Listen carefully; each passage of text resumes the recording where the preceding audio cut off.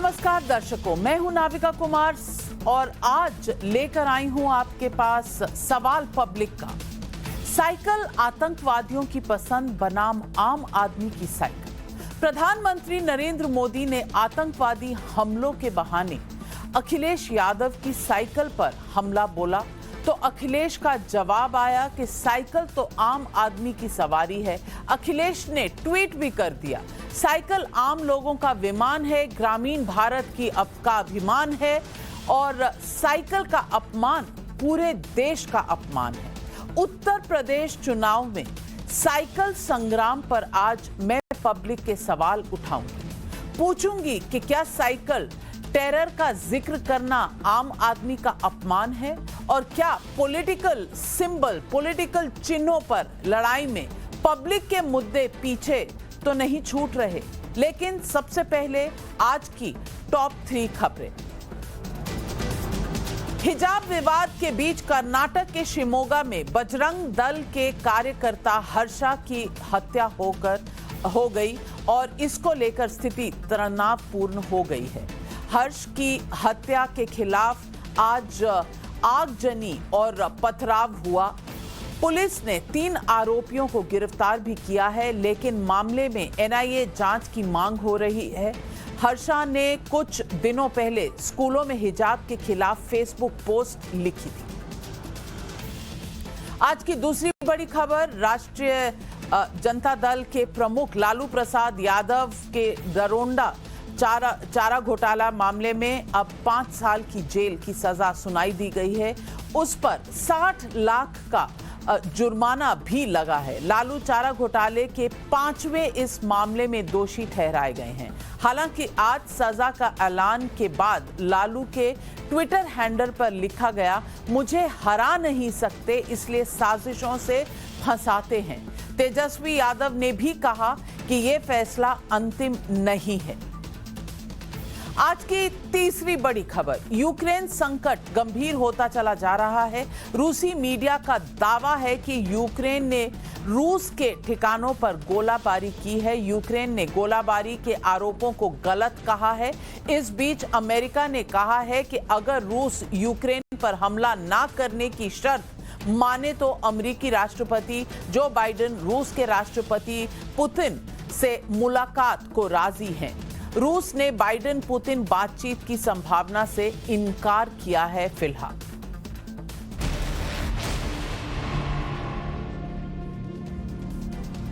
तो आज सवाल पब्लिक का, अहमदाबाद ब्लास्ट पर स्पेशल कोर्ट के फैसले के बाद आतंकवाद उत्तर प्रदेश का मुद्दा बन गया है।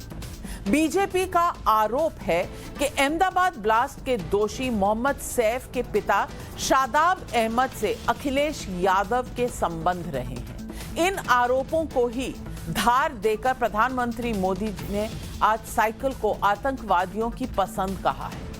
लेकिन अखिलेश साइकिल को आम आदमी की सवारी बताकर प्रधानमंत्री के बयान को जनता का अपमान बता रहे हैं। आइए सुनते हैं प्रधानमंत्री मोदी जी ने क्या कहा और अखिलेश यादव ने क्या पलटवार किया। हमारे रिपोर्टर से बातचीत करते हैं। यहां समाजवादी पार्टी का जो चुनाव सिंबल है ना, उनका चुनाव का निशान है ना, तो शुरू में जो बम धमाके हुए वो सारे के सारे बम धमाके उन्होंने बम साइकिल पर रखे हुए थे। अब देखिए, साइकिल पे बम रखे हुए थे और जहां लोग सब्जी वगैरह खरीदने के लिए आते हैं वहीं साइकिल पार्क करके चले गए थे और एक समय चारों तरफ ये साइकिलों पर रखे हुए बम धमाके फूटे। मैं हैरान हूं, ये साइकिल को उन्होंने क्यों पसंद किया। कुछ राजनीतिक दल ऐसे ही आतंकवादियों के प्रति मेहरबान रहे हैं। अखिलेश जी, बीजेपी के नेता कोई भी आरोप लगा रहे हैं कि आजमगढ़ अहमदाबाद जुड़े हुए हैं और आपकी तस्वीरें आतंकियों के परिजनों के साथ हैं। देखिए, तस्वीर किसी बात का प्रमाण नहीं बनती है।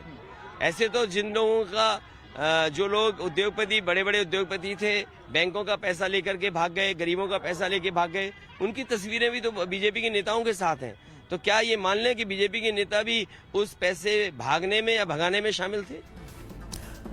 उधर अखिलेश यादव ने हमारे संवाददाता मनीष यादव से बातचीत की और यहां बस अभी 2 मिनट पहले उनका ये ट्वीट आया है और ट्वीट में अखिलेश यादव क्या कह रहे हैं वो दिखा रहे हैं कि किस तरह से साइकिल एक मुद्दा बन गया है और किस तरह प्रधानमंत्री भी साइकिल चलाते हैं, जबकि ये साइकिल वो चला रहे हैं कुछ विदेशी ताकतों के सामने, विदेशी हेड्स ऑफ स्टेट्स के साथ, और तंज कसा है अखिलेश यादव ने प्रधानमंत्री पर भी।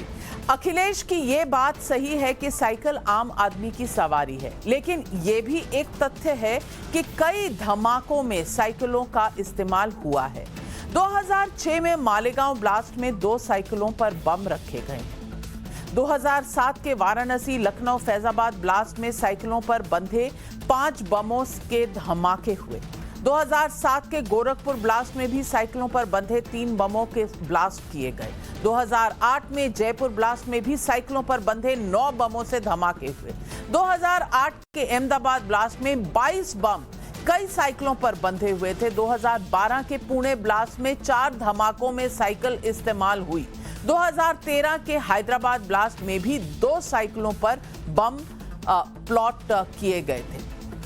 अब सवाल यह है कि साइकिल टेरर के मामले इस बात को लेकर आगाह करते हैं कि आतंकियों ने आम आदमी की इस सवारी का आसानी से इस्तेमाल किया, लेकिन बीजेपी का सियासी दांव साइकिल सिंबल वाली समाजवादी पार्टी को आतंकवाद पर नरम बताने का है। कोई ये नहीं कह रहा कि साइकिल दोषी है, लोग कह रहे हैं कि साइकिल का जो चिन्ह है जिस पार्टी का, वो किस तरह से आतंकवादियों से कम आरोप यही है कि आतंकवादियों से जुड़े हुए हैं। आतंकी मोहम्मद सैफ के पिता शादाब अहमद के साथ अखिलेश यादव की फोटो तो सामने आई ही है। 2013 में अखिलेश सरकार के समय आतंकवाद के कुछ मामलों को वापस लेने का तथ्य भी सामने आया है। 2006 के वाराणसी धमाके में शमीम अहमद उर्फ सरफराज के खिलाफ केस वापस लेने की सिफारिश की गई थी। अभी इस पर मामला कोर्ट में लंबित है। 2007 के गोरखपुर धमाके में तारिक आजमी के खिलाफ केस वापस लेने की कोशिश हुई, लेकिन कोर्ट ने केस वापसी से रोका। अब ब्लास्ट के इस मामले पर फैसला आ चुका है और तारिक को दोषी ठहराकर उसे 20 साल कैद की सजा सुनाई गई है। 2002 के बिजनौर धमाके के आरोपी अहमद हसन का केस वापस लेने का मामला कोर्ट में लंबित है। 2007 के लखनऊ धमाके के आरोपियों याकूब मुख्तार, अली अकबर, अजीर उर रहमान, नौशाद, नूरुल, नासिर, कलीम को बरी करने की कोशिशें हुई और ये सत्य है। मामला कोर्ट में लंबित है। 2009 के कानपुर केस में इम्तियाज अली के खिलाफ कोर्ट ने केस वापसी से रोका है। इसमें सुनवाई पूरी होने के बाद तक इम्तियाज को 23 साल कैद भी हुई। 2009 के कानपुर केस में सितारा बेगम के खिलाफ केस वापसी से कोर्ट ने रोका। मामले के पूरे होने के बाद 7 साल की कैद भी हुई। 2007 के बाराबंकी धमाके को लेकर और इस तरह की फेरिस लिस्ट है जिसकी पूरी जानकारी समय से समय आती रही है। कहीं आजीवन कारावास, कहीं 20 साल की कैद, कहीं 23 साल की कैद। आतंकवाद पर नरमी बरतने के आरोपों को लेकर बीजेपी समाजवादी पार्टी को समाज विरोधी पार्टी कह चुकी है। आज साइकिल पर आर पार हो रही है। इससे पहले समाजवादी पार्टी की लाल टोपी पर प्रधानमंत्री रेड अलर्ट कर चुके हैं। तब जवाब में अखिलेश ने कमल के फूल को झूठ का फूल कहा था। तो सवाल पब्लिक का आज जो उठकर आ रहा है वो ये है, और पहला सवाल, समाजवादी पार्टी की साइकिल को आतंकवाद से जोड़ना क्या सही है? सवाल नंबर 2, क्या साइकिल को आम आदमी की सवारी बताकर अखिलेश आतंकवाद पर नरमी के आरोपों से बच पाएंगे? सवाल नंबर 3, क्या बिजली, सड़क, पानी के बजाय आतंकवाद के मुद्दे पर ज्यादा वोट मिलते हैं? और सवाल नंबर 4, क्या विरोधी नेगेटिव ब्रांडिंग नकारात्मक राजनीति है? यही है आज सवाल पब्लिक है। और आज हमारे साथ जुड़ रहे हैं शहजाद पूनावाला, बीजेपी के प्रवक्ता हैं, वारिस पठान AIMIM के लीडर हैं, सुधींद्र भदौरिया जी BSP के लीडर हैं, शेखर अय्यर सीनियर जर्नलिस्ट हैं, पत्रकार हैं। लेकिन मेरा पहला सवाल जा रहा है अभिषेक सोम, समाजवादी पार्टी के लीडर हैं, इनके पास। अभिषेक सोम जी, साइकिल को आम आदमी का वाहन बताकर या उसे ये बताकर कि सारी दुनिया यूज करती है और अगर आप इसके खिलाफ कुछ बोलें तो आप देश का अपमान कर रहे हैं, ये बात कुछ गले नहीं उतर रही, क्योंकि यहाँ मुद्दा साइकिल नहीं है। मुद्दा ये है कि क्या समाजवादी पार्टी के नेता और सबसे आला नेता जो हैं वो मिल रहे थे आतंकवादियों के परिवार वालों से, परिवारजनों से, कि नहीं? इसका तो कोई जवाब नहीं आ रहा। जवाब आ रहा है और तस्वीरें आ रही हैं। अखिलेश यादव जी ने जो पोस्ट की है अभी, वो प्रधानमंत्री साइकिल चला रहे, विदेश में हैं, किसी विदेशी लीडर के साथ हैं, तो साइकिलों का उन्होंने यहाँ पर दिखाकर छोड़ दिया है कि जैसे ये भी चलाते हैं साइकिल, तो हमारी साइकिल पर उंगली क्यों उठ रही है? उंगली साइकिल पर नहीं उठ रही, उंगली उठ रही है इस बात पर कि आप ये साफ क्यों नहीं कर देते कि आतंकियों के साथ कोई लेना देना है या नहीं है समाजवादी पार्टी का? देखिए नाविका जी, अगर कोई राष्ट्र विरोधी है और कोई राष्ट्रवादी है, पूरा देश जानता है। आखिरकार माननीय प्रधानमंत्री जी ने जो भाषण दिया है, और मैं तो कहूंगा वो ठीक कह रहे हैं। अगर उनकी बातों में सच्चाई है तो इसका मतलब केंद्रीय जांच एजेंसियां फेल हो चुकी हैं। एक पॉइंट, अगर केंद्रीय जांच एजेंसियां फेल नहीं हुई है तो माननीय प्रधानमंत्री जी झूठ बोल रहे हैं अपने चुनावी फायदे को लेकर। पहले तो ये दो बात है। रही बात राष्ट्र विरोधी कौन है, पाकिस्तान कौन जाता है, बिन बताए बिन बुलाए पाकिस्तान चले जाते हैं, और जो हमारी सेना के सैनिकों की जान लेते हैं, आप उनसे दोस्ती निभाते हैं। आखिरकार वो कारण क्या थे, आप पाकिस्तान क्यों गए, उसके कारण क्या थे, ये देश जानना चाहता है। PDP के साथ आपने गठबंधन क्यों किया, वो कारण क्या थे। मसरत जैसे आतंकवादियों की रिहाई पर आपने क्यों समर्थन दिया और जश्न मनाया पूरी भारतीय जनता पार्टी ने, आखिर वो कारण क्या थे, देश जानना चाहता है।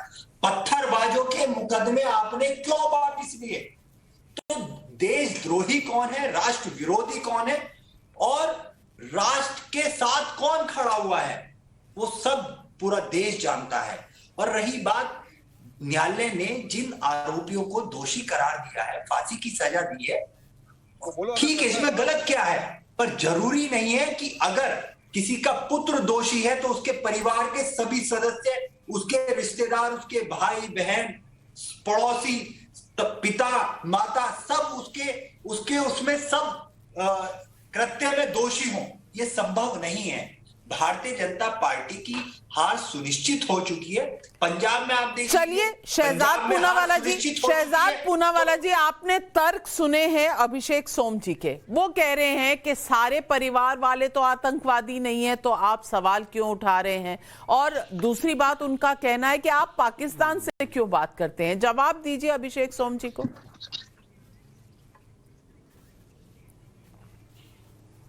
मैंने बड़े शांतिप्रिय तरीके से इनके तर्कों को, या कहूँगा कुतर्कों को सुना, अखिलेश जी के भी कुतर्क को सुना, तो मुझे जवाब देने का पूरा अवसर दिया जाए नाविका जी, और मैं अपनी बात शुरू करना चाहता हूँ। देखिए नाविका जी, सवाल अगर ये है कि अगर पिता को बेटे के दोष के लिए ना जिम्मेदार ठहराया जाए तो इनको कल से लखीमपुर के लिए टेनी जी को ये बार बार घेरते रहते हैं, उसको छोड़ देना चाहिए। पर सवाल वो नहीं है। सवाल आज क्या है, सवाल सिर्फ इतना है कि देखिए, साइकिल को, आम आदमी की सवारी साइकिल को कुछ आतंकियों ने इस्तेमाल किया।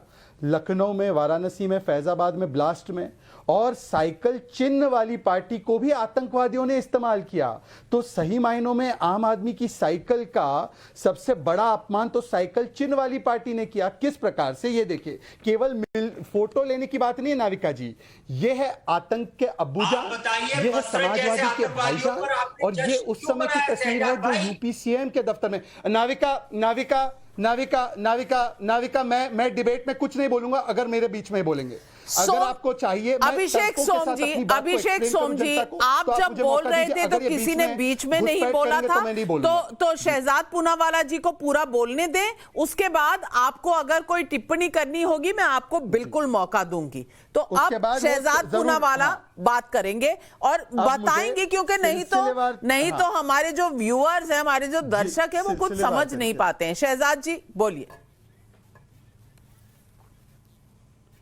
जी देखिए, सवाल यह है कि आतंकी का अब्बू जान हु इज विद समाजवादी का भाईजान, ये केवल मिलता जुलता नहीं है, ये सक्रिय कार्यकर्ता है पार्टी का। न्यूज रिपोर्ट्स है इसकी, और आज तक इसका खंडन नहीं हो पाया है। और इसीलिए हमारा सवाल नंबर 1 ये है कि आतंकी का अब्बू जान, समाजवादी का भाईजान, इसलिए तुम्हारी बंद है जुबान। दूसरी बात, जो समाजवादी पार्टी के नेता है अखिलेश यादव, इन्होंने 2012 के मैनिफेस्टो में डाला था कि मैं तमाम ऐसे भाईजान के आतंकी के केस विड्रॉ करूंगा। इन्होंने शुरुआत भी की, और उस समय पर कोर्ट ने टिप्पणी की, और मैं कोर्ट की टिप्पणी पढ़कर सुनाऊंगा आपको। जस्टिस मौर्य और जस्टिस आर.के. अग्रवाल ने कहा था कि आज आतंकियों को बाहर निकालेंगे, कल पद्म भूषण से सम्मानित करेंगे। तीसरा प्रूफ, 2006 में सिमी जो एक आतंकी संगठन है, उसको समाजवादी पार्टी ने या समाज विरोधी पार्टी ने कहा कि यह आतंकी संगठन नहीं है। केंद्र से गुजारिश की कि इनके आतंक के केसेस वापस ले लीजिए और इनको मासूम संगठन घोषित कीजिए। यह भी पब्लिक डोमेन में बात है, मैंने इसके प्रमाण भी ट्वीट करके डाल दिए हैं।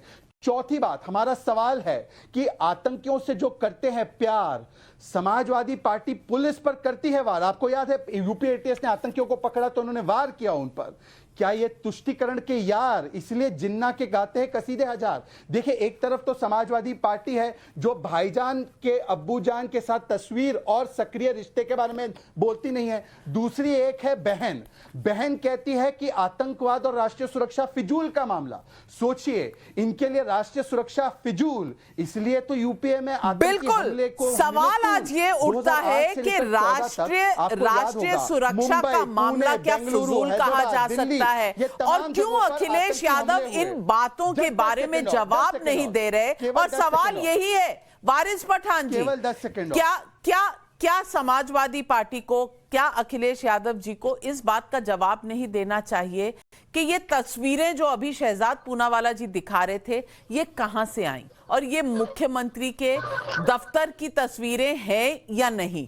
सवाल नंबर दो कि क्या ये सही नहीं है कि जितने भी आतंकी हैं, जितने भी नहीं पर कई ऐसे आतंकी हैं जिनको कोर्ट ने बाद में सजा सुनाई, जिनके लिए रिहाई के लिए इतनी गुहार लगाई समाजवादी पार्टी ने, सिर्फ क्यों? सिर्फ इसलिए कि राष्ट्रीय सुरक्षा जरूरी नहीं है, जरूरी है तो कहीं ना कहीं राजनीति में एक धर्म विशेष के बारे में बैटिंग करते हुए नजर आना। यह सवाल वारिस पठान मैं आपसे भी पूछ रही हूं, क्योंकि आपने भी कहा था लीगल एड देंगे, उन सभी लोगों को देंगे जो जेलों में हैं। क्यों? क्योंकि वो मुस्लिम समाज से हैं। क्या यह सही है? क्या कोर्ट इस देश में बने हैं कि नहीं बने हैं ये देखने के लिए कि कौन दोषी है कौन नहीं दोषी है? रिहाई मांगने वाले क्या एक राजनीतिक तरीके से रिहाई मांग सकते हैं? देखिए नाविका जी, आपने इतना बड़ा सवाल किया है तो जरा सवाल के जवाब सुनने का भी आप सक्षम रखिए और मुझे थोड़ा आराम से बोलने दीजिए, जिस तरह दूसरे प्रवक्ताओं को बोलने दिया आपने। सबसे पहली बात तो आतंकवाद का और आतंकवादियों का हमने हमेशा से खंडन बर्तन नहीं करते, हमने हमेशा खंडन किया। हमारी पार्टी के प्रेसिडेंट असद उवैसी पहले वो शख्स थे जिन्होंने आईएसआई के चीफ बगदादी को जानलूम का कुत्ता कहा था। अब बात नंबर 2 कि आतंकवादी के ऊपर जो डिस्कशन चल रहा है ये क्या है, तो भाजपा हो या ये समाजवादी हो, एक ही सिक्के के दोनों पहलू है। चलिए, कहीं पर मोदी जी ने कह दिया कि साइकिल का इस्तेमाल हुआ था ये वो, तो एक जगह पे मोटरसाइकिल इस्तेमाल हुई थी मालेगांव के ब्लास्ट में, जो नाम पे साध्वी प्रज्ञा ठाकुर के, जो वो साध्वी सिंह प्रज्ञा ठाकुर है जो आज मेंबर ऑफ पार्लियामेंट बनी है, उन्होंने हमारे ही देश मैं तो आपको पूरा समय देना चाह रही थी, लेकिन आपकी फोन लाइन सही नहीं है। आप जिस गाड़ी में बैठे, आप साइकिल में तो बैठे नहीं है, लेकिन जिस गाड़ी में आप बैठे हुए हैं शायद वहां सिग्नल सही नहीं आ रहा, तो हम दोबारा कनेक्ट करते हैं आपसे। लेकिन सुधींद्र भदौरिया जी, इस तरह से ये सवाल खड़ा किया जा रहा है कि इनके पास कोई सवाल नहीं है, इसीलिए कोई मुद्दा नहीं है, इसीलिए आतंकवाद और देश की सुरक्षा की बातें हो रही हैं। मैं पूछना चाहती हूं, क्या देश की सुरक्षा की बात होनी नहीं चाहिए? और अगर अहमदाबाद ब्लास्ट के केस की अभी आए है जजमेंट सामने, तो क्या ये जजमेंट और ये जो दिखाए जा रही हैं तस्वीरें, क्या ये जरूरी नहीं है चुनाव में दिखाना? क्या हम हमेशा इसी दौर में रहेंगे कि अभी चुनाव है तो ये मुद्दा मत उठाओ, वो मुद्दा मत उठाओ? क्या ये सही नहीं है कि अखिलेश यादव जी के ये मैनिफेस्टो है 2012 का, और इसके पेज नंबर 13 में सीधे तौर पे लिखा हुआ है कि दहशतगर्दी के खिलाफ कार्यवाही की आड़ में उत्तर प्रदेश के जिन बेकसूर मुस्लिम नौजवानों को जेलों में डाला गया है, उन्हें फौरन रिहा ही नहीं कराया जाएगा, बल्कि मुआवजे के साथ इंसाफ भी दिया जाएगा। मैं पूछना चाहती हूं भदौरिया जी, अगर बेकसूर लोग हैं तो सिर्फ मुस्लिम तो नहीं होंगे, कुछ ऐसे भी होंगे जो इंतजार कर रहे होंगे कोर्ट के जजमेंट का, और वो भी बैठे होंगे जेल में। तो ये मुस्लिमों के लिए इतनी हमदर्दी, बाकियों के लिए कुछ नहीं। और दूसरी बात, कई ऐसे केसों में जहां उन्होंने कहा कि इनको रिहा किया जाना चाहिए, उसमें कोर्ट का इसके विपरीत वर्डिक्ट आया। किसी को ताउम्र की सजा, किसी को 23 साल, 20 साल। मैं पूछना चाहती हूं, क्या यह मुद्दा नहीं है उत्तर प्रदेश के चुनाव का?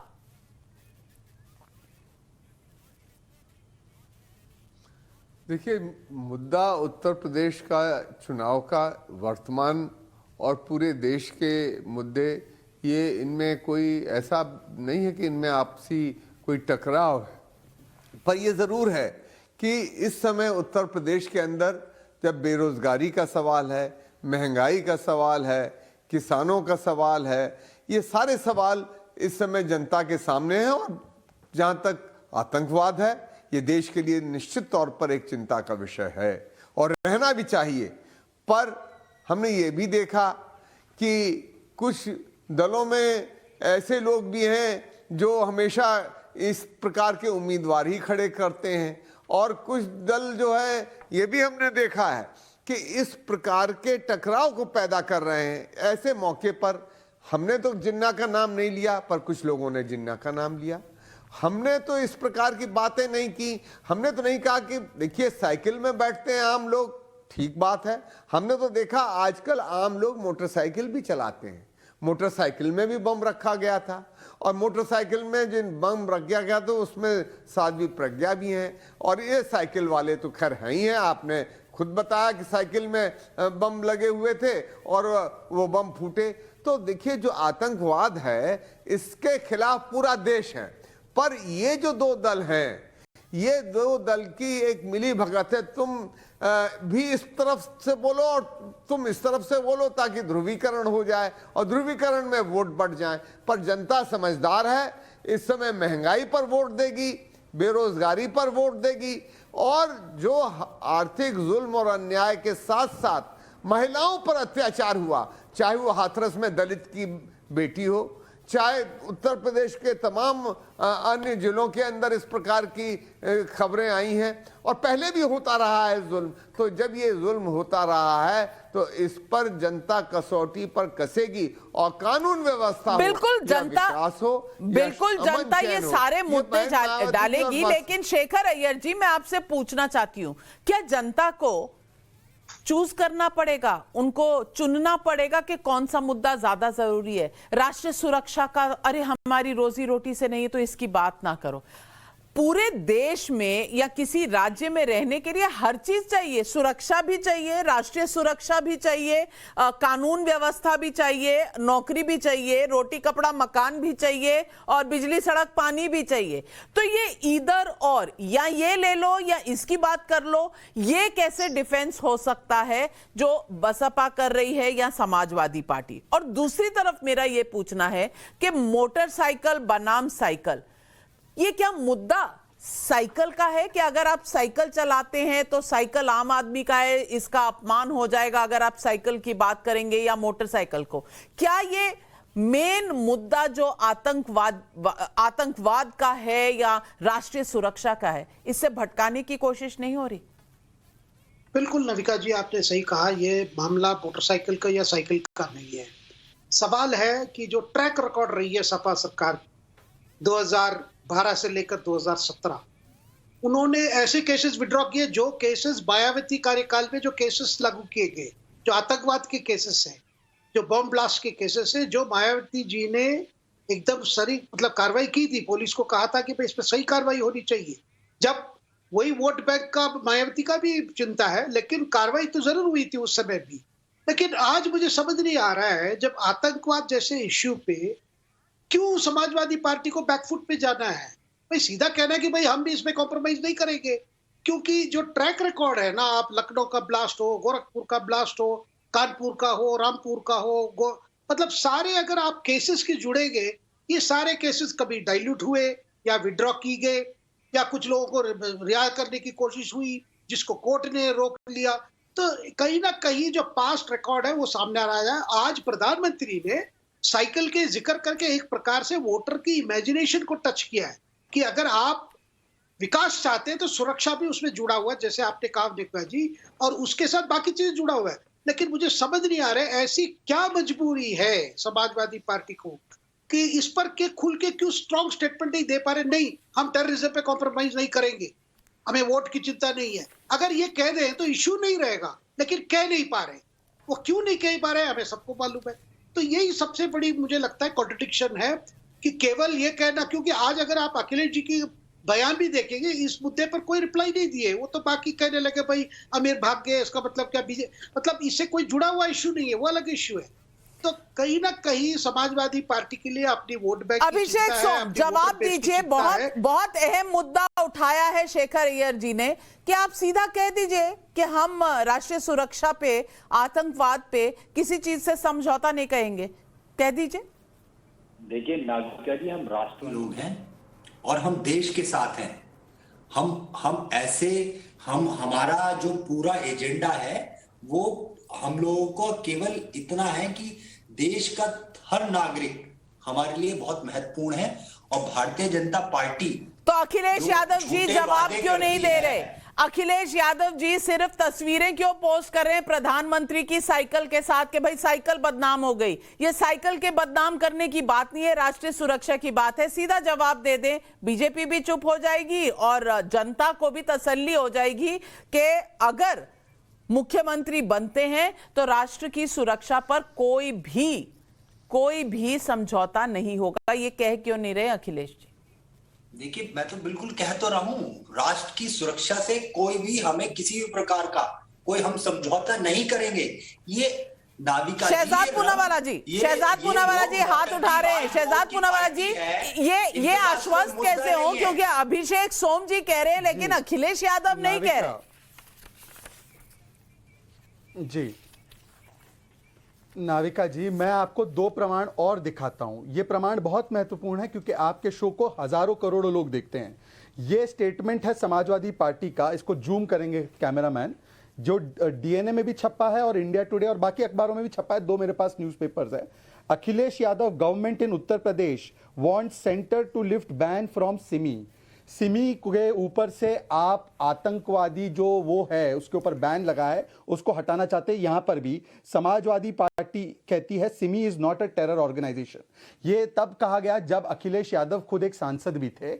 मैं अभी चाहता हूं अभिषेक सोम जी अपनी पार्टी का खंडन करे और कहे सिमी आतंकी है, मेरी पार्टी ने गलत स्टैंड लिया। दूसरी बात, अबू आजमी भी अबू बशर से मिलने गया था जो एक और मास्टरमाइंड है। ये अबू जान तो भाईजान के साथ है है यहाँ पर। अबूजान और भाईजान सक्रिय नेता है भाईजान के समाजवादी पार्टी में, उसके बारे में अभी तक नहीं कह रहे कि हम इसको निकाल देंगे पार्टी से।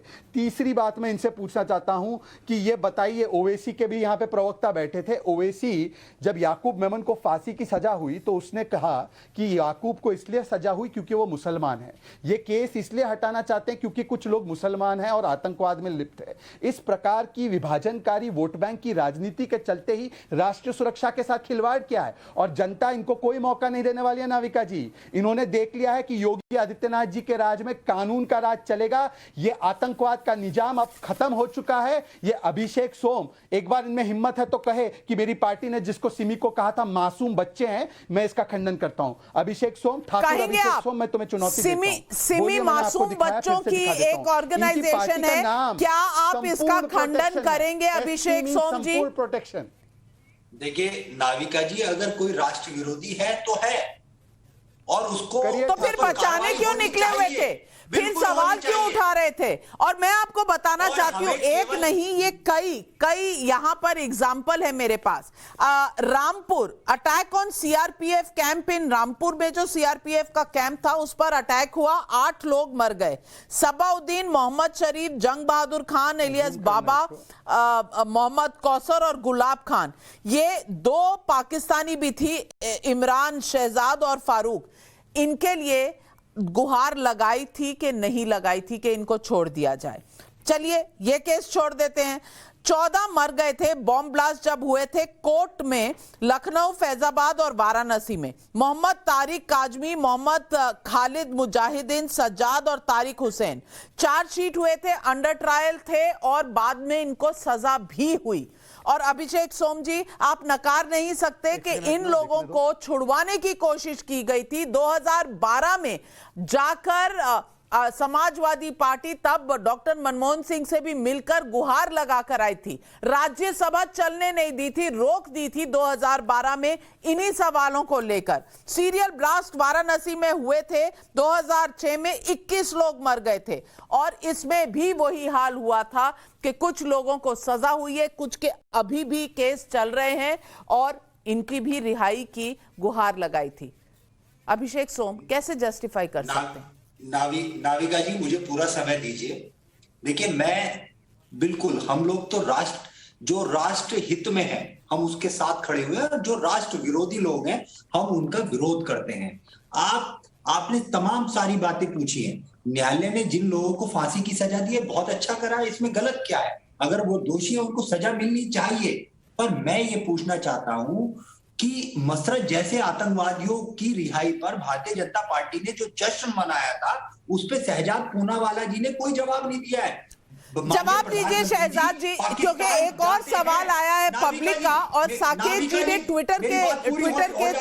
ट्विटर से ये सवाल पूछा है। मैं ये सवाल लेना चाहती हूं। ट्विटर पे ये सवाल पूछा है साकेत जी ने और साकेत जी का सवाल ये है, उन्होंने ये तस्वीर भेजी है और बोला है एक तरफ अहमदाबाद ब्लास्ट के जो दोषी हैं उनके पिताजी हैं और दूसरी तरफ अबू आजमी जी हैं और इनका भी उन्होंने यहां पर लिखा है कि 93 के मुंबई टाडा के केस में अरेस्ट हुए थे for links with 93 Mumbai blast and later with Indian Mujahideen terrorist in Delhi blast. ये अखिलेश यादव जी के साथी हैं, ऐसा उन्होंने लिखा है। इस पर भी जवाब देना चाहेंगे अभिषेक सोम? तो बिल्कुल नाविका जी, मेरी बात पूरी होने दीजिए, आप बीच में इंटरप्ट मत करिए। अगर मुझे लगता है या तो केंद्रीय जांच एजेंसियां फेल हो चुकी है, माननीय प्रधानमंत्री जी इस बात पे अपनी सफाई पेश करें, या फिर जो वो बोल रहे हैं वो उसमें सच्चाई है, तो दोनों में से एक बात है। और रही बात, अगर कोई आतंकवादियों का समर्थन करता है और उनसे जुड़ा हुआ है तो केंद्रीय जांच एजेंसियां उनको क्यों नहीं गिरफ्तार करके जेल भेजती है? शहजाद पूनावाला जी जवाब दीजिए। दो प्रश्न हैं अभिषेक सोम जी के, दोनों की जवाब दे दीजिए कि अगर मोहम्मद सैफ के पिताजी पर कोई आरोप है तो आप अरेस्ट क्यों नहीं करें? और दूसरा सवाल भी उन्होंने पूछा है, मसरत जी के रिहाई पर क्यों आपने जश्न मनाया था? हाँ, एक तो मैं आपको बता दूं, पहले सवाल का जवाब देता हूं। हम ये नहीं कह रहे कि उसके बाप के ऊपर कोई आरोप है या नहीं है, परंतु हाँ उसका भाई भी जो है वो आईसिस के लिए चला गया था और उसके अलावा इसके परिवार पर कई सवाल है। परंतु समाजवादी पार्टी का इसके मोहम्मद सैफ के अरेस्ट होने के बाद उसके बाप को बुलाकर मुख्यमंत्री के दफ्तर में उसको दावत खिलाना, कहीं शहीद के शहादत में नहीं गए, आतंकवादी के बाप को दफ्तर में बुलाकर दावत खिलाई और फिर उसके बाद तुरंत क्या कार्रवाई की, आतंकियों से केस लेना वापस किया। तो ये आतंकी प्रवृत्ति जो है इस पर सवाल उठ रहे हैं। मैंने आपको अभी बताया कि सिमी को इन्होंने मासूम संगठन घोषित कर दिया था, इस पर तो इनकी जुबान खुल नहीं रही है। तीसरी बात, जहां तक मसरत आलम है या जो भी अलगाववादी है, ठाकुर अभिषेक सोम, ये भारतीय जनता पार्टी है जिसकी जीरो टॉलरेंस टुवर्ड्स आतंकवाद है, इसीलिए ये अलगाववादी आतंकवादी आज जेल के पीछे हैं। आपकी तरह एसपी संपूर्ण प्रोटेक्शन फॉर आतंकवाद नहीं है कि आतंकवादियों के घर चले जाए और उनकी दावतें खाने चले जाए। सुन लीजिए, सुन लीजिए, अरे सुन, पाकिस्तान में आपको बताता हूँ, वो भी बताता हूँ, मैं भी वो भी बताता हूँ, वो भी बताता हूँ, मैं वो भी बताता हूँ, मैं वो भी बताता हूँ। अरे देखो ऐसा है, ऐसा है, अच्छा सुन लीजिए, अब बताता हूँ, जवाब दे रहा हूँ। जितना आपकी तर्क है ना उसको ऊंचा कीजिए, आवाज को ऊंची करने की जरूरत नहीं पड़ेगी। ठाकुर अभिषेक सोम, हमने पाकिस्तान को मुंह तोड़ सर्जिकल स्ट्राइक भी करके दिया जिस पर आपने सवाल उठाए, बालाकोट एयर स्ट्राइक भी किया जिस पर आपने सवाल उठाया, और जब पुलवामा का हमला उन्होंने किया तो पुलवामा में पाकिस्तान का हाथ नहीं भारत का हाथ है, ये बोलने का महापाप आपके ही नेताओं ने किया। तो यहां पर बैठकर पाकिस्तान की वकालत मत करो, पाकिस्तान की वकालत करते हो इसलिए तो ये आतंकवादियों को गोद में बिठाते हो। एक बार अगर ठाकुर अभिषेक सोम तुम में हिम्मत है तो बोलो कि मेरी पार्टी ने सिमी के लिए जो वकालत की वो गलत है। एक बार अगर ठाकुर अभिषेक सोम ये है कि क्या और जनता जो है वो सब जानती है, पब्लिक सब जानती है, और पब्लिक ये जानना चाहती है कि क्यों इस बात को हल्के में लिया जा रहा है, क्यों साइकिल के ऊपर बात लाई गई है, क्यों आतंकवाद पे डिबेट नहीं हो रही, क्यों इस बात का जवाब नहीं हो रहा कि क्या समाजवादी पार्टी के इस तरह के लोगों के साथ कोई ना कोई रिश्तेदार हैं, कोई रिश्तेदारी है, कोई संपर्क है। एक सवाल। दूसरा सवाल ये कि क्या समाजवादी पार्टी कभी भी आकर ये कबूल करेगी कि जब वो रिहाई की बात करते हैं और मुस्लिम बच्चों की रिहाई की बात करते हैं तो कभी भी उन्होंने माफी मांगी इस बात की कि जिनकी रिहाई की उन्होंने मांग उठाई थी वो असल में कोर्ट द्वारा दोषी पाए गए और उनको आजीवन कारावास मिला था। ना सिर्फ ये, कईयों को 20 साल की, कईयों को 23 साल की सजा भी सुनाई गई थी। तो कभी समाजवादी पार्टी इन मुद्दों पर आकर कहेगी कि उनसे गलती हुई थी? सवाल यह है कि चुनाव के वक्त अगर आप सिर्फ साइकिल पर बात को आया गया कर देंगे तो क्या ये जनता के साथ बेईमानी नहीं होगी? क्योंकि जनता के लिए सुरक्षा भी उतनी ही जरूरी है, राष्ट्र सुरक्षा भी उतनी ही जरूरी है जितना कि जनता के लिए जरूरी है रोटी, कपड़ा, मकान, नौकरी, पढ़ाई और दुकान, क्योंकि जनता को इन सब से फर्क पड़ता है। और कांग्रेस पार्टी जो कहती है ये फजूल की बातें हैं, शायद दोबारा सोच लें। कम से कम 2 परिवार वाले, गांधी परिवार वाले खोए हैं उन्होंने आतंक को, और आतंक फिजूल की बात नहीं हुआ करती। सवाल पब्लिक का आज इस मुद्दे पर इतना ही, पर एक और बड़ा मुद्दा है और यह है यूक्रेन संकट पर सवाल पब्लिक का। यूक्रेन संकट को लेकर रूस और अमेरिका आमने सामने हैं। अमेरिका और उसके सहयोगियों के मुताबिक रूस यूक्रेन पर कभी भी हमला कर सकता है। अमेरिकी अनुमानों के मुताबिक यूक्रेन की सीमा पर अब तकरीबन 1,70,000 से लेकर 1,90,000 के बीच रूसी सैनिक तैनात हैं। ब्रिटेन के प्रधानमंत्री बोरिस जॉनसन के मुताबिक रूस 1945 के बाद सबसे बड़ी जंग की तैयारी में है, लेकिन इस यूक्रेन संकट में भारत के सामने कूटनीतिक चुनौती है। एक ओर रणनीतिक पार्टनर बन चुका अमेरिका है तो दूसरी ओर पारंपरिक मित्र रूस है। भारत ने अब तक कूटनीतिक तरीकों से संकट सुलझाने की वकालत की है, लेकिन सच्चाई ये है कि यूक्रेन संकट बढ़ा तो भारत को संतुलन बनाना कठिन हो सकता है, क्योंकि रूस के साथ चीन है, पाकिस्तान और तुर्की जैसे देश हैं। यूक्रेन संकट के बीच इमरान खान रूस के दौरे पर जाने वाले हैं। 23 साल के बाद कोई भी पाकिस्तानी प्रधानमंत्री रूस के दौरे पर जा रहा है, तो दूसरी ओर भारत, अमेरिका, जापान और ऑस्ट्रेलिया के साथ क्वाड देशों में शामिल है। हाल में हुई क्वाड बैठक में भारत ने यूक्रेन संकट पर चुप्पी बरती थी, लेकिन भारत ये चुप्पी कब तक रख सकेगा? आज इन सवालों का जवाब देने के लिए हमारे साथ जुड़ रहे हैं कमल सिब्बल जी, पूर्व विदेश सचिव रह चुके, और सुशांत सरीन जी, सामरिक मामलों के विशेषज्ञ हैं। और सबसे पहले मैं कमल सिब्बल जी से पूछना चाहूंगी। कमल सिब्बल जी, इस वक्त भारत के लिए सबसे बड़ी चुनौती ये है कि वो अमेरिका के साथ रहेगा या रूस के साथ, क्योंकि रूस पुराना दोस्त है, अमेरिका के साथ क्वाड में शामिल है। भारत कैसे बैलेंस करेगा अपनी कूटनीति को, ये आज पब्लिक का सबसे बड़ा सवाल है। जैसे अमेरिका और रूस बैलेंस कर रहे हैं इंडिया और पाकिस्तान के भीतर, इंडिया और चाइना के भीतर, और ये तो बड़ी देर से ऐसा वो संतुलन रख रहे हैं। इसी तरीके हम भी करेंगे। हमें कोई ज़रूरत ही नहीं है कि हम एक तरफ झुकें या दूसरी तरफ झुकें, क्योंकि ये मामला हमारे हाथ में नहीं है। ये यूरोप दोबारा वहाँ युद्ध के की चुनौती है। और देखिए, यूक्रेन का जो मामला है ये बहुत पुराना है, ये नया नहीं है। अगर रूस ने 1,70,000 ट्रूप्स वहाँ मोबिलाइज किए हैं, उससे वो कोई लैंड ऑफेंसिव नहीं कर सकते। अगर उन्होंने वाकई कुछ करना है तो वो एयर स्ट्राइक करेंगे, ये लैंड में तो फंस जाएंगे। तो इसलिए ये तो पुतिन ने शुरू से ही कहा था कि भाई देखिए, मैं कई सालों से, एटलीस्ट 14 सालों से मैं आपको कह रहा हूँ कि भाई आपकी जो नेटो एक्सटेंशन है मेरे लिए खतरा कर रही है, तो मेरी सिक्योरिटी पे को खतरा है, तो आप रुके नहीं।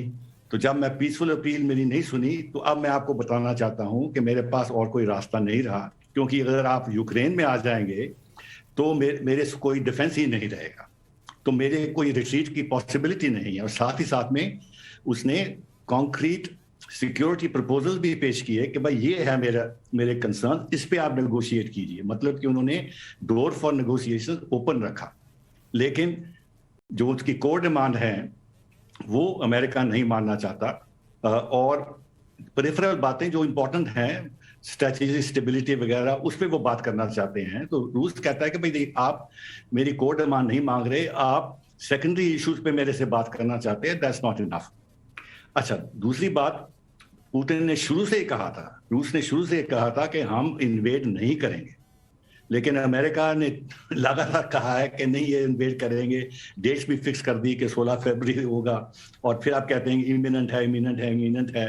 तो जैसे कि ये तो एक पॉलिटिकल थिएटर सा बन गया है कि एक तरफ एक रूस कहता है कि भाई मेरी कोई ऐसी इंटेंशन नहीं है, यूएस कहता है कि नहीं आपकी इंटेंशन है, और बेचारे जो यूक्रेन वाले हैं, जो उनका ज़ेलेंस्की प्रेसिडेंट है, वो कहता है कि नहीं ऐसा कोई बात ही नहीं है, हमें कोई ऐसा कोई खतरा नहीं लग रहा। और फाइनली इसमें क्या दिक्कत है कि यूक्रेन को नेटो में मेंबर मत बनाइए। देखिए, स्वीडन और फिनलैंड भी नेटो में नहीं है, और यूरोप को बहुत एक्सपीरियंस है न्यूट्रलिटी का। स्विट्जरलैंड तो अभी भी न्यूट्रल है, और ऑस्ट्रिया भी न्यूट्रल रह चुके हैं। इसलिए समझौता कर लेना चाहिए कि ये यूक्रेन न्यूट्रल रहे, और अगर इसको थोड़ा सा क्लोक करना चाहते हैं, कह सकते हैं कि भाई देखिए, इन फ्यूचर एक नया यूरोपियन सिक्योरिटी आर्किटेक्चर खड़ा करेंगे। सही बात कही आपने, पर मैं सुशांत सरीन जी से पूछना चाह रही हूँ। सुशांत सरीन जी, दोनों रूस और यूक्रेन अगर थ्रेट अभी नहीं महसूस कर रहे, तो क्या ये अमेरिका की मस्कुलर स्ट्रैटेजी है? और अब जो रूस ने पाकिस्तान को 23 सालों के बाद उनके प्रधानमंत्री को बुलाया है, तो इसमें भारत को कोई खतरा नजर आना चाहिए? आप कैसे देख रहे हैं ये जो स्टैंड ऑफ चल रहा है यूक्रेन और रूस से, ज्यादा रूस और अमेरिका के बीच? देखिए आप मेरे से पूछ रही हैं, पाकिस्तान और रूस का सवाल है, वहां आप पर मेरे से तो पूछ रही हैं। वहां पर कुछ पेशरफ तो हुई है उनके बीच में, लेकिन कोई ऐसी भी नहीं जिससे हमारे को बहुत ज्यादा डर महसूस हो या ऐसे लगे कि कोई बहुत मेजर सामरिक चेंज आ गया है। लेकिन एक चेंज जरूर आया है, और वो चेंज शायद और ज्यादा गहरा हो जाएगा अगर जिस तरीके की नीतियां जो पश्चिमी देश हैं वो रूस के प्रति अडॉप्ट कर रहे हैं और रूस को लगातार वो चीन के पाले में डाल रहे हैं, तो उससे शायद हमारे लिए थोड़ी सी चुनौतियां और बढ़ जाएंगी। तो एक तो वो पहलू है। दूसरी बात ये है कि देखिए हमारे लिए एक तो ये है कि अगर क्या जंग होती है या नहीं होती। मुझे थोड़ा सा अचंभा होगा कि अगर जंग होगी, मैक्सिमम ये हो सकता है कि कुछ एक छोटी सी जो पट्टी है पूर्वी यूक्रेन में, वहां पर कुछ क्लैशेस हो जाए, स्कर्मिशेस हो जाए। और जैसे सिब्बल साहब कह रहे हैं, फोर्स लेवल उस लिहाज की नहीं है कि रूस यूक्रेन के ऊपर आक्रमण करेगा, आक्रमण करके उसके ऊपर काबिज हो जाएगा, क्योंकि वो काबिज रहना बहुत मुश्किल और बहुत दुश्वारियां पेश करेगा। लेकिन हमारी जो बड़ी चुनौती वो आएगी वो ये है कि रिगार्डलेस के वहां पर जंग होती है नहीं होती, जिस तरीके का मूड पश्चिमी देशों का बना हुआ है, खास तौर पर अमेरिका का, और जिस तरीके की सैंक्शंस की बात हो रही है, वो अगर लगती हैं तो फिर हमारे लिए वो एक बराबरी बनाना दोनों देशों के बीच में काफी दुश्वार हो जाएगा। और हमारे बहुत इंपॉर्टेंट इंटरेस्ट है दोनों के साथ। तो अब वो एक बहुत बड़ा कूटनीतिक चैलेंज आएगा और हमारे को एक तलवार की धार के ऊपर चलना पड़ेगा उस केस में। तीसरी बात यह है कि देखिए जो अभी हालात पैदा हो रहे हैं, और सिब्बल साहब ने बिल्कुल ठीक जो रूस का पहलू है वो बताया, लेकिन कहीं ना कहीं मुझे लगता है कि जिस तरीके का इरैशनैलिटी, और मैं तो उसको इरैशनैलिटी मानता हूं, पश्चिमी देश दिखा रहे हैं यूक्रेन को लेकर के, जबकि एक बीच का समझौता निकल सकता है, उससे मुझे ये महसूस होता है कि कहीं ना कहीं अमेरिका दोबारा से जो अमेरिका इज बैक वाली जो नीति है कि जितने यूरोपीय देश हैं टेंशन इतनी बढ़ा दी जाए कि जो यूरोपीय देश हैं खुद तो उनकी औकात नहीं है किसी के साथ लड़ने की, और उनकी जो डिपेंडेंस है अमेरिका के ऊपर वो और ज्यादा बढ़ जाए। तो वो जो भी डैमेज हुआ था पिछले 10 सालों में, या जो एक माहौल बन रहा था यूरोप में कि हम एक स्ट्रैटेजिक ऑटोनॉमी की तरफ बढ़ेंगे, शायद कहीं ना कहीं उस पर भी अमेरिका जो है कुछ हद तक हावी हो जाएगा। लेकिन इंपॉर्टेंट चीज हमारे लिए ये है कि देखिए हम एक मिडिल लेवल पावर है एट बेस्ट, और हमारे लिए प्रॉब्लम यह है कि जब दो महाशक्तियां आपस में जूझती हैं तो फिर आप उसमें से कैसे बचने का अपना रास्ता निकाल सकते हैं। हमारे लिए सबसे बड़ा चैलेंज वो है, हम ना लेने में ना देने में, लेकिन अगर कुछ हो जाता है तो फिर खामियाजा कहीं ना कहीं हमारे को भी भरना पड़ सकता है, क्योंकि अब ये वाले हालात बहुत सही मुद्दा आपने उठाया। और कंवल सिब्बल जी, मैं दोनों से यही सवाल पूछना चाहती हूं कि कब तक भारत ऐसी स्थिति में रहेगा कि ना लेनी ना देनी, मध्यस्थता कहीं ना कहीं उनको करनी चाहिए या नहीं, या साइड लेनी पड़ेगी या नहीं, या भारत को लेनी पड़ेगी रूस की या अमेरिका की। तो ऐसे सिचुएशन में भारत का क्या चॉइस होना चाहिए?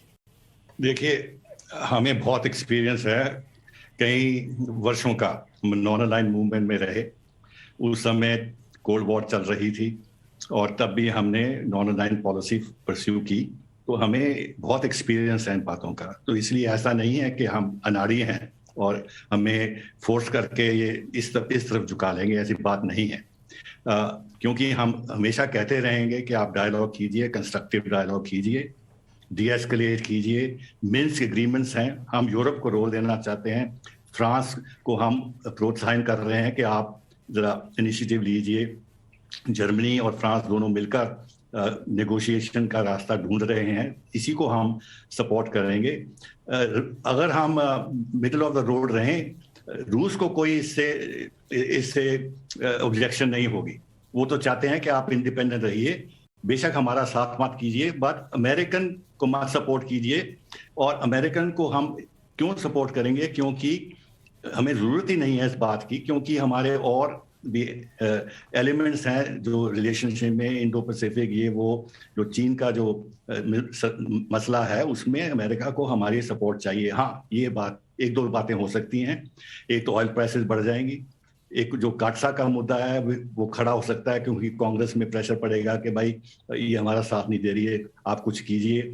जो हम इकोनॉमिक रिलेशनशिप बढ़ाना चाहते हैं रूस के साथ, ऑयल सेक्टर में जो हम इन्वेस्टमेंट करना चाहते हैं फार ईस्ट में, ये व्लादिवोस्टॉक जो चेन्नई कॉरिडोर वगैरह, इनमें बाधा आएगा और पेमेंट्स रूस को करने में बाधा आएगा। लेकिन हम ये एक्सपीरियंस कर चुके हैं, लेकिन मुश्किलें आएंगी। लेकिन हम अपने middle of the road position से ना हमें हटना चाहिए और ना वो हमें हटा सकेंगे। हम दोनों को यही कहेंगे कि आप समझौता कीजिए, और समझौता पॉसिबल है, और हम फ्रांस और सुशांत सरीन जी, कमल सिब्बल जी कह रहे हैं हमने कोल्ड वॉर के दौरान भी ये एक नॉन अलाइंड अपना बिहेवियर रखा था, लेकिन एक दौर वो था और एक दौर ये है। क्या इस दौर में ऐसा करना मुमकिन हो पाएगा? नंबर 1, और नंबर 2, एनर्जी क्राइसिस का भारत पर कितना असर होगा? देखिए, जो आपका पहला सवाल है उस पर तो मैं बिल्कुल सहमत हूं आपसे। हमने बहुत बारीकी से जो कोल्ड वॉर का जमाना था उसको काटा, लेकिन अब हालात बदल चुके हैं। क्योंकि हमारी, देखिए, एक जमाना ये था कि हमारी जो इंटरनेशनल ट्रेड थी वो हमारी जीडीपी का लगभग 8 या 10% होता था। आज इंटरनेशनल ट्रेड जो है, जिसमें ज्यादातर हम ट्रेड जो करते हैं पश्चिमी देशों के साथ करते हैं। रूस के साथ तो हमारा ट्रेड 10, 12, 15 बिलियन डॉलर का है, शायद उससे भी कम है। लेकिन हमारी ज्यादा जो ट्रेड है वो सारे पश्चिमी देशों के साथ है, और लगभग 40% जो हमारी जीडीपी है वो फॉरेन ट्रेड से आती है। तो हमारी बहुत ज्यादा डिपेंडेंस है, बहुत ज्यादा इंटीग्रेटेड है अब दुनिया के साथ।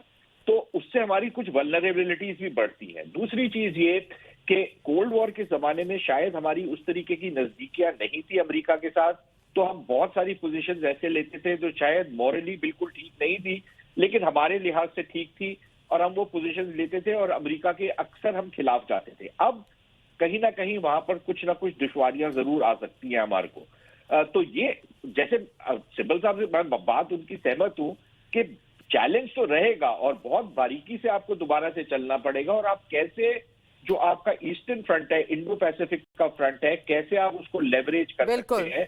लेकिन अगर उसको लेवरेज करना है तो फिर आपको कुछ ना कुछ ऐसा करना पड़ेगा जहां पर जो शायद अभी आप कहीं ना कहीं वो संकोच में है कि वो करें या ना करें, तो आपको थोड़ा सा आगे बढ़ना पड़ेगा। लेकिन साथ ही साथ अमेरिका को भी और जो बाकी देश हैं उनको भी आपके लिए वो कुछ करना पड़ेगा जो शायद अभी तक उन्होंने भी नहीं किया जब चीन का मामला आता है। बिल्कुल, हमारा कितना समर्थन किया जब चीन के साथ हमारा स्टैंड ऑफ हो रहा था अमेरिका ने या किसी भी और देश। तो कूटनीति के लिए एक बहुत ही चुनौतीपूर्ण ये समय है, और फूंक फूंक कर कदम रखना पड़ेगा। इस देश में या इस विश्व में कोई भी नहीं चाहता कि युद्ध आगे जाए, क्योंकि युद्ध से कहा जाता है कि सबको नुकसान ही नुकसान होता है। लेकिन भारत को ना सिर्फ एक नॉन अलाइंड सोच रखनी पड़ेगी, लेकिन एक plan A, plan B, plan C, शायद प्लान जेड तक रखना पड़ेगा, क्योंकि कहां से क्या उन्हें चाहिए। ट्रेड वर्सेस डिप्लोमेसी, इसमें हर उस चीज को दिमाग में रखना पड़ेगा कि भारत इस मौके पर अपने लिए और अपनी सुरक्षा के लिए क्या क्या कर सकता है। इकोनॉमिक सुरक्षा ट्रेड की वजह से, और दूसरी तरफ स्ट्रेटेजिक सुरक्षा। आप दोनों का हमारे साथ जुड़ने का बहुत बहुत धन्यवाद। सवाल पब्लिक का शो पर बस आज इतना ही। इजाजत लेती हूं आपसे, पर जुड़े रहिएगा। मैं जा रही हूं, लेकिन पाठशाला आ रही है, और आ रहे हैं पाठशाला के टीचर सुशांत सिन्हा लेकर न्यूज़ की पाठशाला।